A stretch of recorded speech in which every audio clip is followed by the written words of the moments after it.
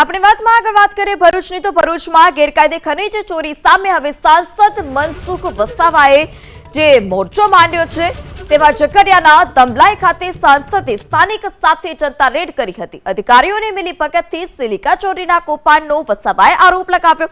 સાંસદ વસાવાએ જનતા રેડ કરતા જ સરપંચ સાથે બોલાચાલી પણ થઈ। સાંસદ મનસુખ વસાવાએ પકડાવ્યું રોકડું। ગેરકાયદે ખનન ચોરીમાં પંચાયતનો કોઈ રોલ નથી તે પ્રકારની વાત સરપંચે કરી હતી। તમારા કહેવાથી અમે ભાજપમાં જોડાયા છીએ, ખોટું નહીં ચલાવી લઈએ તે પ્રકારનું સરપંચને કહેવું છે। સાંસદ મનસુખ વસાવાને સરપંચે રોકડું પરખાવ્યું હતું અને તેમના વચ્ચે ઉગ્ર બોલાચાલી પણ થઈ હતી જ્યારે જનતા રેડ કરવામાં આવી ત્યારે साहेब पण मारी भूल થઈ ગઈ, હું માફી માંગુ ને બધા વચ્ચે માફી માંગુ।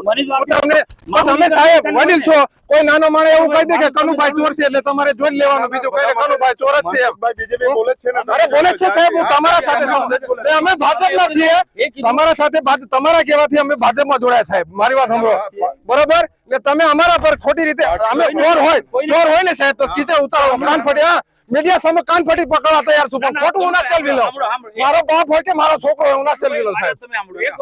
તમે વારે ઘરે મહેશ સાહેબ એવો વિડિયો મૂકે કે હું એટલા બધા પથ્થરથી આપી પંચાયત ને આપો છો તમને વાત નથી તો બધા ના ના મને બદનામ કરવા માટે કરો ને પંચાયત ના લીધે તમને તકલીફ હોય ને સાહેબ તો અત્યારે રાજીનામું આપી દો। બોલો તમારું નામ જ નથી લીધું, હું પંચાયત પર જીવતો નથી। 35 એકર જમીન છે, જાટન છેડી પકું કેટલી 35 લાખ ની મારી ખેતી છે, ઇન્કમ સુગંધમાં જઈને તપાસ કરી લેજો। હું ભિખારી નથી, પંચાયત પર જીવવાવાળો માણસ નથી।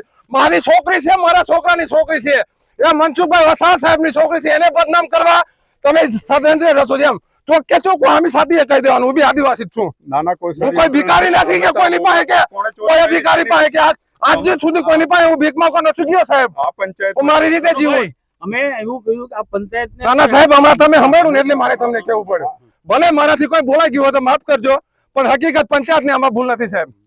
રાતે ચોરી કરો સાહેબ, રાતે હું ચોરી કરવા જાય તમને મને શું ખબર પડવાની?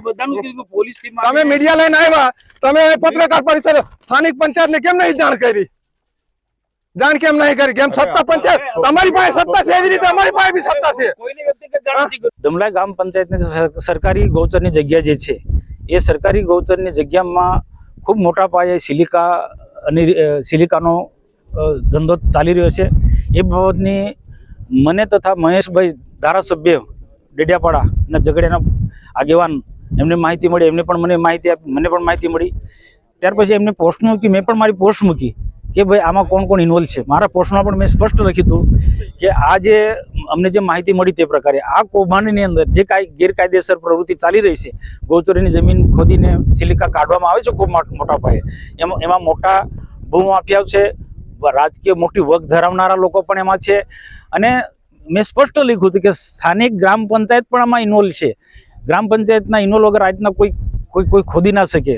અને સાથે સાથે ટીડીઓ તાલુકા પંચાયત પણ તેટલી જવાબદાર છે, તેટલા મામલતદાર પણ જવાબદાર છે, અને ખાણ ખનીજના લોકો પણ જવાબદાર છે, અને પ્રાંત અધિકારી પણ જવાબદાર છે, અને પોલીસ પણ જવાબદાર છે।